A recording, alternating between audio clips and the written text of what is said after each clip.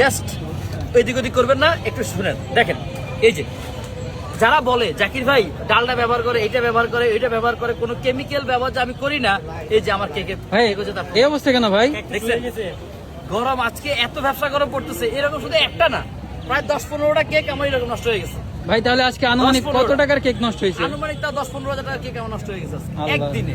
কিন্তু কথা হচ্ছে এই একটা জিনিস দেখার বিষয়, এই যে যারা বলেন যে আমি কেকে ডালটা ব্যবহার করি বা কেকে আমি কেমিক্যাল ব্যবহার করি, তাদের উদ্দেশ্যে বলি যদি আমি যদি এগুলো ব্যবহার করতাম তাহলে আজকে আমার কেকের এই অবস্থা কেন?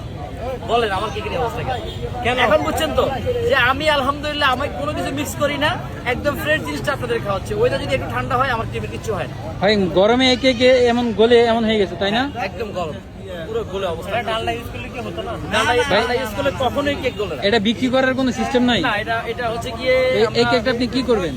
হয়তো ফেলা দেবো, নাহলে যদি কেউ খেতে চায় দিয়ে দেবো, কিন্তু এটা বিক্রি করার মতো অবস্থা নাই।